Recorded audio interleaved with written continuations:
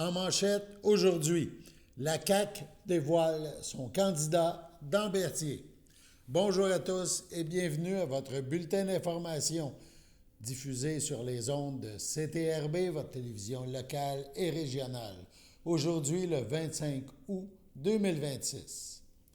Ça s'est passé aujourd'hui, donc ce matin, à Saint-Alphonse de Rodriguez.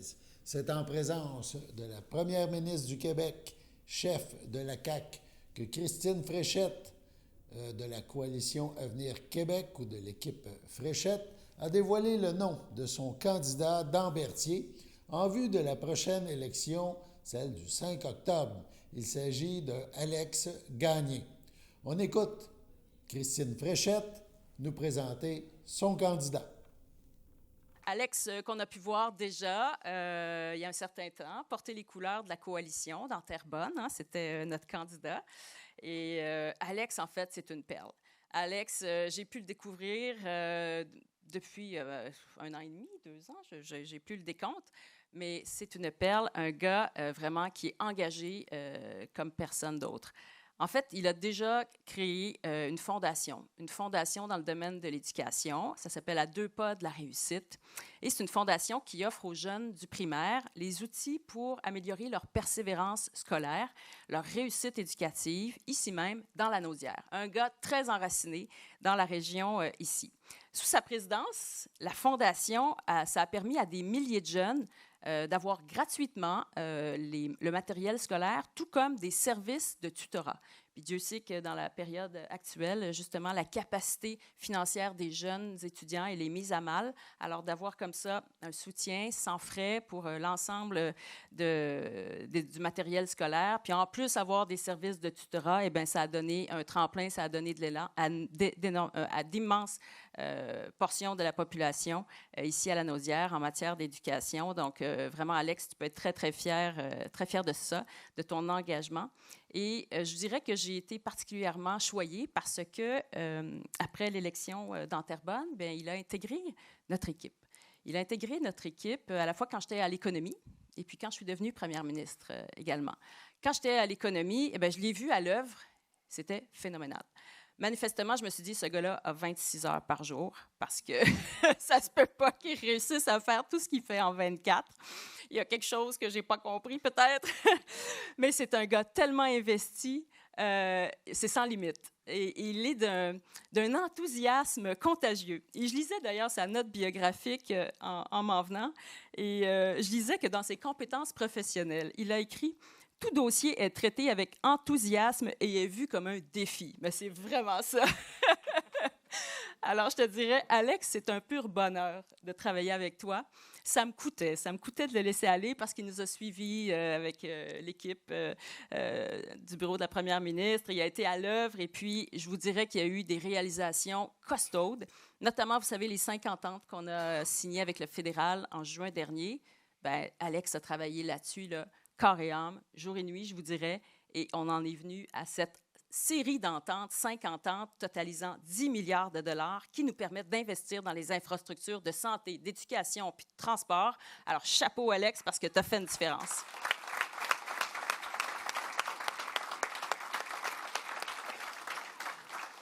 Et il y a un enracinement aussi avec Trois-Rivières, ce qui me plaît bien. Il est diplômé de l'UQTR, en une maîtrise en administration des affaires. Donc, il connaît très, très bien aussi le défi de nos entrepreneurs. Et voilà, je pense que ça va vraiment bien servir les Québécois et puis les gens de Berthier. Et je dirais qu'il connaît très, très bien les rouages de la politique fédérale également parce qu'il y a travaillé. Et connaissant ceux du Québec, eh bien, il est parfaitement outillé pour faire avancer des dossiers. Alors, la meilleure personne pour faire entendre la voix des gens de Berthier, c'est Alex Gagné. Avant d'écouter Alex Gagné, on rappelle aussi que la première ministre a annoncé la candidature de Claudine Desrochers à Joliette. On passe maintenant au candidat dans Berthier pour la coalition Avenir Québec, l'équipe Fréchette, Alex Gagné. Merci beaucoup, Madame la Première ministre, pour cette belle intro, cette confiance-là aussi que vous m'accordez depuis déjà près de 2 ans. Effectivement, le temps passe vite quand on est en bonne compagnie, comme on dit. Écoutez, je suis tellement heureux d'être ici ce matin. Je suis à la maison, c'est ce que j'ai envie de dire. Je vois ma gang avec qui j'organisais les 12 jeudis. Je vois les maires avec qui on organisait le gala de la préfète avec la Fondation. Donc, je me sens vraiment privilégié de pouvoir être à la maison puis de pouvoir amener cet engagement-là que j'ai encore plus loin pour les gens de Berthier. Je vais me permettre de commencer en remerciant Caroline. Caroline, tu as déboursaillé tout un chemin depuis 8 ans. Tu as fait un travail exceptionnel avec ton équipe aussi de comté. Tu as Carole qui travaille aussi extrêmement fort malgré les défis qu'elle a traversés dans les dernières années. Alors, merci. Puis je te promets que je vais tout faire pour garder cette circonscription de notre côté, mais aussi tout le cœur que tu y as mis dans la circonscription. Tu peux compter sur moi là-dessus.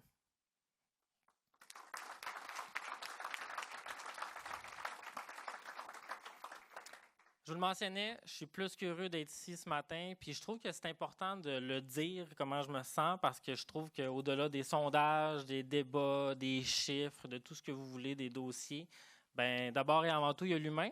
Puis là, l'humain qui est ici en ce moment devant vous, il se sent privilégié d'être dans sa région, d'être avec son monde, d'être avec les gens que je connais, d'être dans mon coin pour vrai.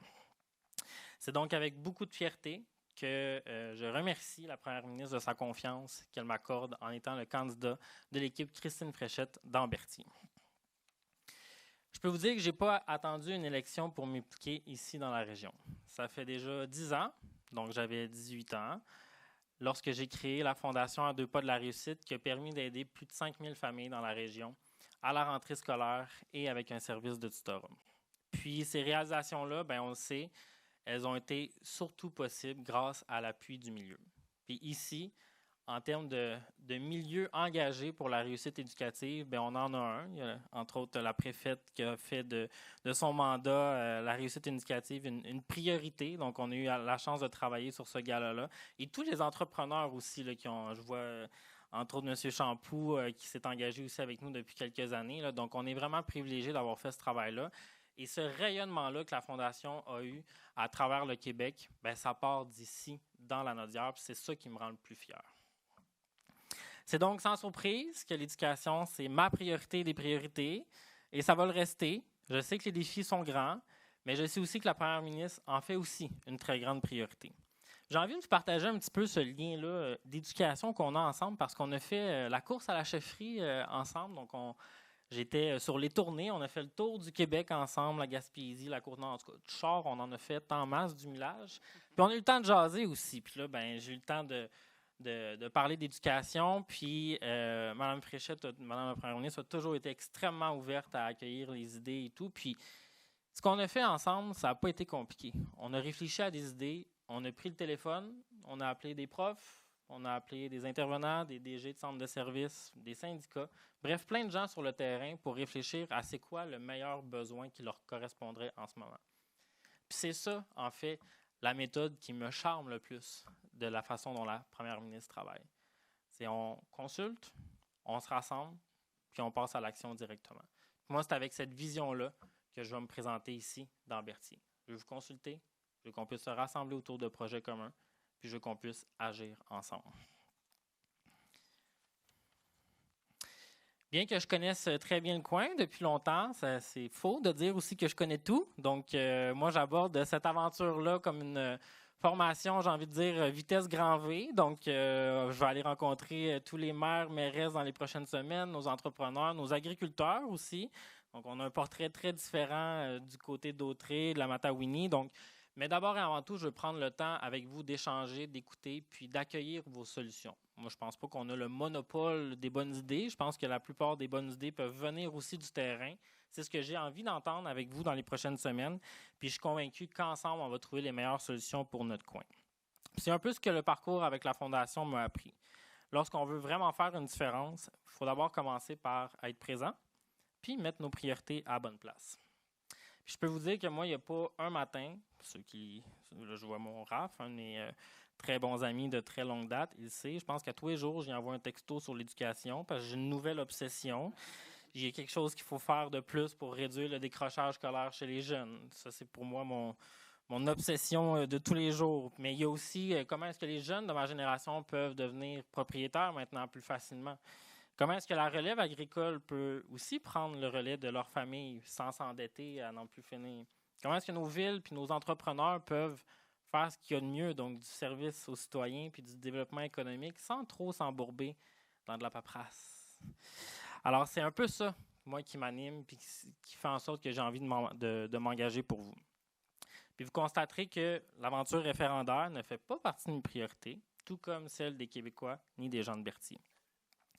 Je vous parlerai un petit peu plus tard de mes engagements, mais sachez que j'en connais une couple. Puis je veux tout de suite qu'on se parle des routes. On va s'en parler en masse, je le sais. Il y a la 40, la 343, la 347, la 131, nommez-les toutes.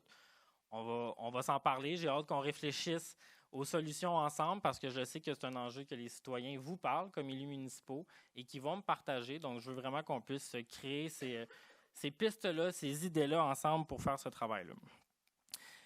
S'il y a une chose que je veux que vous reteniez et que vous sachiez, c'est que je suis un gars d'équipe. Puis je pense que vous l'aviez peut-être compris de par la Fondation, mais aussi j'ai pris le temps d'appeler tous les maires, mairesses hier pour vous aviser que j'allais être le candidat. Je ne voulais pas qu'il y ait de surprise ici.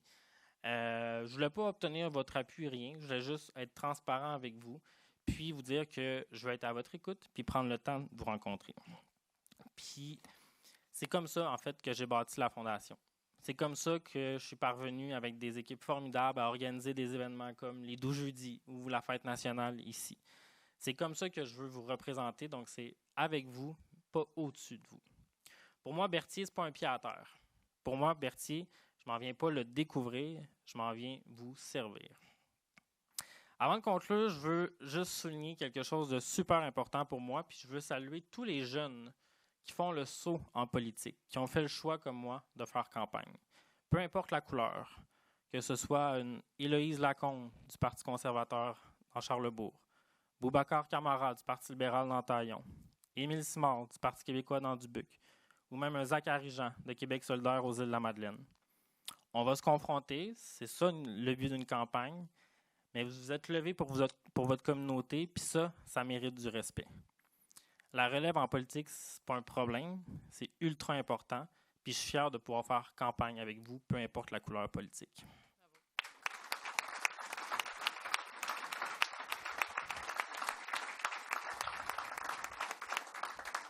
Je termine en vous disant que je suis conscient qu'une campagne électorale, c'est très intense, c'est un gros marathon. Mais d'abord et avant tout, moi, j'aborde cette aventure-là en profitant de la vie comme j'ai fait depuis les 10 dernières années. Ça le résume bien. Donc, ça a été la Fondation. Ça a été d'organiser des événements qui rendent les gens de bonne humeur comme les 12 jeudis. Mais ça a surtout été aussi de prendre le temps avec le monde que j'aime ici, à Saint-Alphonse, que j'appelle Saint-Alphe affectueusement.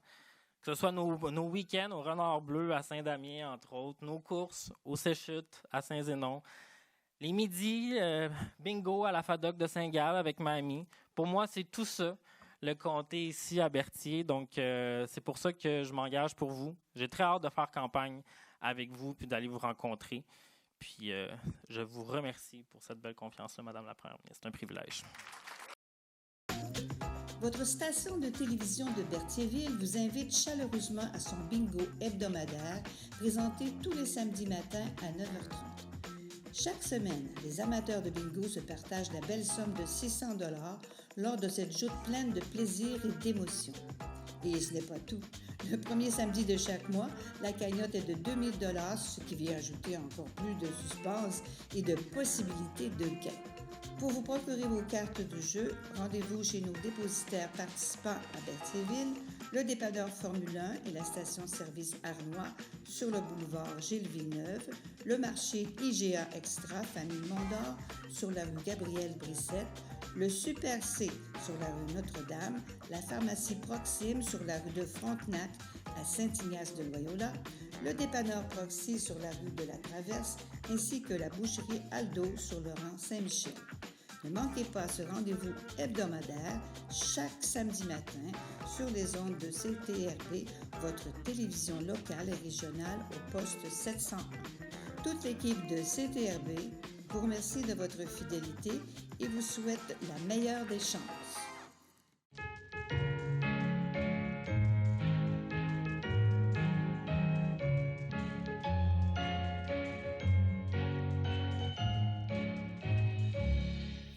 Voici donc les anniversaires à souligner en ce 25 août. La FADOC de l'île du Port désire souhaiter bonne fête à Sylvie Lompré, à Jacinthe Drainville, à Francine Thibault et à Jocelyn Carpentier. C'est votre anniversaire aujourd'hui, en ce 25 août 2026. Eh bien, toute l'équipe de CTRB se joint à moi et vous souhaite bonne fête.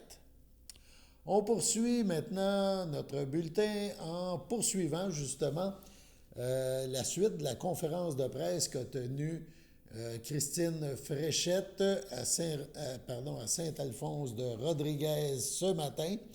Là, devant les médias, Mme Fréchette a tenu à faire un bilan des réalisations de la CAQ dans Lanaudière. On l'écoute.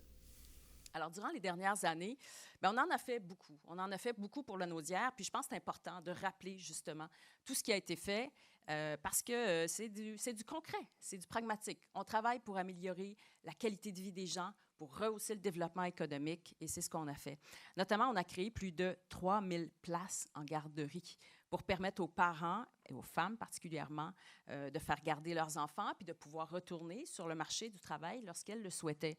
3000 places en garderie, je ne sais pas si vous ciblez, visualisez l'ampleur, mais c'est costaud. Et également, on a travaillé pour les aînés. On a construit dans la région ici 5 maisons des aînés. Donc ça, c'est des milieux de vie qui permettent à ceux qui ont construit le Québec moderne de vieillir dans un cadre adéquat, agréable, vraiment dans un cadre qui leur permette justement de profiter de la vie alors qu'ils sont dans l'âge d'or. Donc, très, très fière, très, très contente qu'on ait pu mettre ça de l'avant, donc particulièrement à Saint-Charles-Borromée.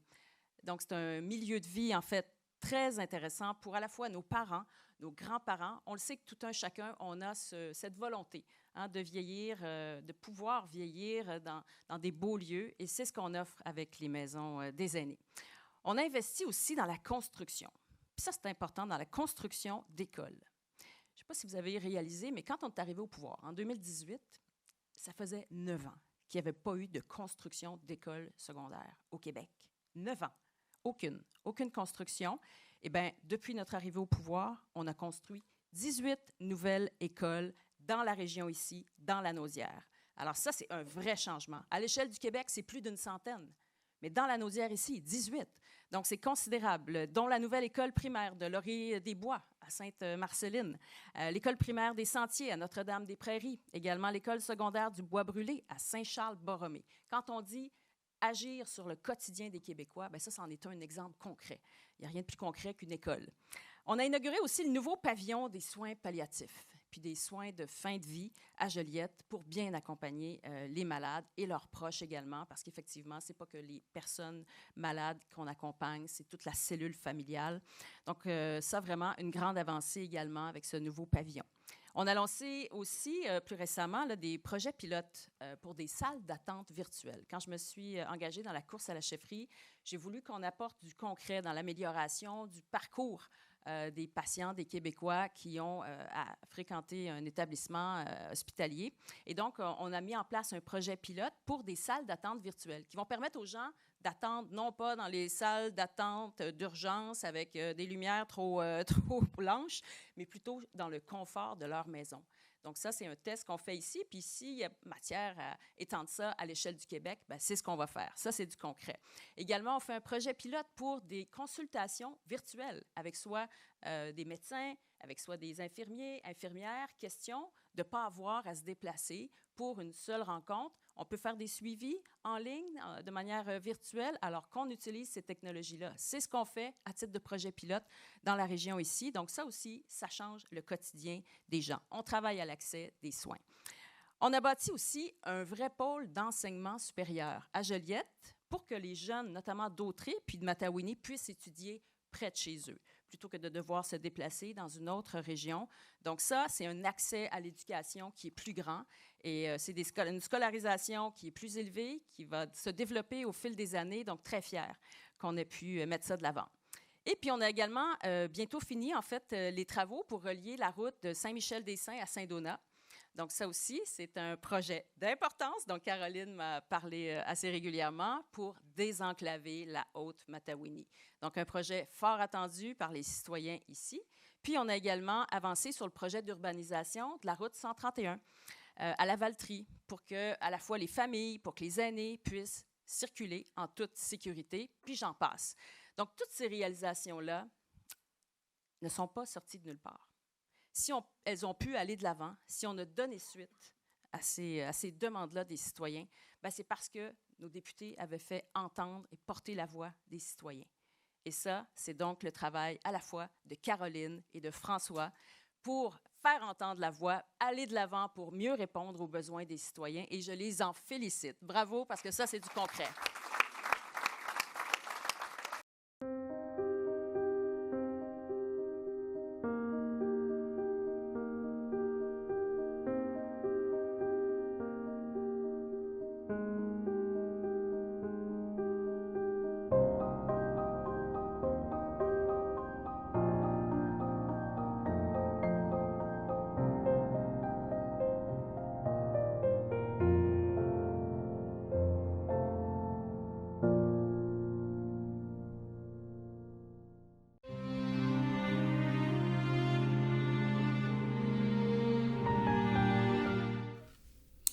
Au CHDL à Saint-Charles-Borromée, le 31 juillet dernier, à 82 ans, est décédée Mme Lisette Goulet, épouse de M. André Laporte, demeurant à Berthierville. Lui a précédé sa sœur, Mireille Goulet, feu Yvon Mondoux, son beau-frère Jacques Laporte, feu Suzanne Frappier. Elle laisse dans le deuil, outre son époux, ses filles, Yannick Laporte, Éric Aziza, Madeleine Laporte, Jean-Nicolas Lemire, son frère, sa sœur, ses beaux-frères et sa belle-sœur. André Goulet, Linda Benoît, Odette Goulet, Michel Champagne. Pierre Laporte, feu Suzanne Saint-Laurent, plusieurs neveux, nièces, ainsi que leurs conjoints-conjointes, autres parents et amis. La famille vous accueillera en l'église Sainte-Geneviève le 28 août, vendredi, dès 13h, suivront les funérailles à 14h.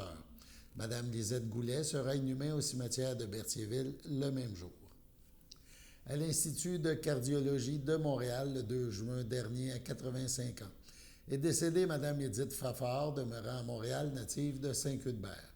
Elle laisse dans le deuil son fils Éric Goyer, Geneviève Perrault, ses petits-enfants Dao et Guillaume Goyer, ses frères, sa sœur, son beau-frère et ses belles-sœurs, Rosaire Fafard, Gisèle Beaufort, Maurice Fafard, Thérèse Morel, Normand Fafard, Hélène Riberdy, Rénal Fafard, Jocelyne Fafard, Pierre Thibodeau, Gilles Bloin, feu Michel Fafard, ainsi que plusieurs neveux, nièces, autres parents et amis. La famille vous accueillera samedi 29 août 11h30 au complexe funéraire F. Thériault, rue Notre-Dame, à Berthierville. Suivra un hommage directement au salon à 14h. Madame Fafard sera inhumée au cimetière de Saint-Cuthbert le même jour. Au château à Berthierville le 7 août dernier. À 86 ans est décédé M. Claude Moreau, époux de Jeanne d'Arc Bacon, demeurant à Berthierville. Il laisse dans le deuil, outre son épouse, son fils Steve Moreau, Lisanne Courchaine, ses petits-enfants, Rosalie, Amélie, Vincent, sa sœur, son frère, ses belles-sœurs, ses beaux-frères. Thérèse Moreau, feu Benoît Brissette, André Moreau, Marie-Anna Lefrançois, Monique Bacon, Madeleine Bacon, Nicole Bacon. Maurice Bacon, Manon Desrosiers, Marguerite Bacon, feu Jocelyn Dionne, François Bacon, feu Rénal Bacon, ainsi que plusieurs neveux, nièces, autres parents et amis. Madame Jeanne d'Arc Bacon et son fils Steve tiennent à remercier le personnel du château, 3e étage, pour les bons soins prodigués à M. Moreau. La famille vous accueillera dimanche 30 août, 13h, au complexe funéraire F. Thériault, 741 Notre-Dame à Berthierville. Suivra une liturgie à la chapelle du complexe à 15h. M. Moreau sera inhumé au cimetière de Berthierville à une date ultérieure. À la maison des aînés de l'Assomption, le 14 août dernier, à 83 ans, est décédée Mme Dorothée Latour, épouse de feu Ange-Albert Guévremont, demeurant à Saint-Ignace de Loyola. Elle est allée rejoindre son mari, Ange-Albert Guévremont, son petit-fils Félix Alexander, ses parents, Rose-Hélène Valois et Léopold Latour. Elle laisse dans le deuil sa fille Annie, Steve Préville, sa petite-fille Ariane Alexander, Louis-Félix Henry. Les enfants de Steve, Amy, Samuel Cousineau, et Anthony. Ses deux petits coquins, Jake et Mylène. Ses frères et ses sœurs, Feu Lucienda, Feu Ghislaine, Feu Huguette, Feu Lise, Feu Lucie, Feu Jean-Guy Latour, Lauriane, Jean-Philippe, France Boucher, Feu Lucien Normand, Carmen Robillard, ses beaux-frères et belles-sœurs, Jean-Charles Guévremont, René Rousseau, Feu Clément, Raymond Guévremont, René Dumontier, Réginald Guévremont, Joanne Bergeron, Léa Guévremont, Michel Coutu, ainsi que plusieurs neveux, nièces, autres parents et amis. La famille tient à remercier le personnel de la Maison des aînés de l'Assomption, ainsi que le personnel du CHSLD Alphonse Rondeau à Lanoret pour les bons soins prodigués, mais aussi pour avoir offert aux défunts la présence de la dignité, de la chaleur humaine dans un très grand respect. Un merci spécial s'adresse au Dr Audrey Lafortune pour son accompagnement en toute humanité. Une cérémonie pour la famille et les amis proches aura lieu le samedi 5 septembre, 11h, au complexe funéraire Thériault à Berthierville. Au CHDL à Saint-Charles-Borromée, le 9 août dernier, à 77 ans, est décédée Mme Janine Croisetière, épouse de feu Gabriel Gervais, demeurant à Berthierville, native de Saint-Barthélemy. Elle laisse dans le deuil ses enfants, Nathalie Gervais, Christophe Crozet, Marc Gervais, ses petits-enfants, Olivier, Océane, Mathilde, Mia Gervais, son petit-fils Nelson Lee, ses frères, ses sœurs, ses beaux-frères et belles-sœurs. Yvon Croisetière, feu Jacqueline Perrault, Gérard Croisetière, Ginette Jacob, Huguette Croisetière, Jean-Guy Duhem, Régent Croisetière, Denise Girardin, Normand Croisetière, feu Sylvie Lamarre, Yvon Gervais, Nicole Gervais, Florent Masson, Normand Gervais, Louiselle Lessard, Colombe Lambert, feu Jean-Paul Gervais, Jacqueline Morin, feu Marcel Gervais, Julienne Bastien, feu Claude Gervais, ainsi que plusieurs neveux, nièces, autres parents et amis. La famille vous accueillera samedi 5 septembre, 13h, au salon funéraire F. Thériault, rue Notre-Dame à Berthierville. Suivra une liturgie à la chapelle du salon à 15h. Madame Croisetière sera inhumée au cimetière de Masquinongé à une date ultérieure. Subitement à son domicile, le 16 août dernier, à 77 ans, est décédé M. Alfred de Cloutier, époux de Carole Terrien, demeurant à Berthierville. Il laisse dans le deuil, outre son épouse, ses enfants, Annie Cloutier, Éric Cloutier, Amélie Duhem, Jean-Philippe Cloutier, Jonathan Cloutier, son petit-fils Gabriel, ses frères, ses beaux-frères et belles-sœurs, Gérard Cloutier, Noël Cloutier, feu Pierrette Sylvestre, Pierre Cloutier, Victoire Coulombe, Joanne Terrien, René Terrien, Linda Terrien et Claude Terrien, Manon Terrien, Marie-Joanne Grégoire, plusieurs neveux, nièces, autres parents et amis. La famille vous accueillera dimanche 6 septembre de midi au complexe funéraire Thériault, rue Notre-Dame à Berthierville. Suivra un hommage à la chapelle du complexe à 14h. Les cendres de M. Cloutier seront déposées au Columbarium Thériault à Berthierville. Sur ce, passons à la météo.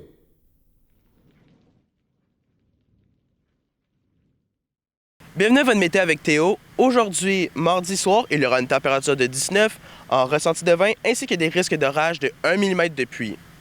Mardi nuit, il y aura une température et un ressenti de 15 ainsi que des bancs de brouillard. Mercredi matin, il y aura une température et un ressenti de 17 ainsi qu'un ciel généralement ensoleillé. Mercredi après-midi, il y aura une température de 25 en ressenti de 30 ainsi qu'un ciel ensoleillé avec des passages nuageux. Mercredi soir, il y aura une température de 21 en ressenti de 24 ainsi que des passages nuageux. Et pour finir, mercredi nuit, il y aura une température et un ressenti de 16 ainsi qu'un ciel variable. C'était tout pour votre météo avec Théo.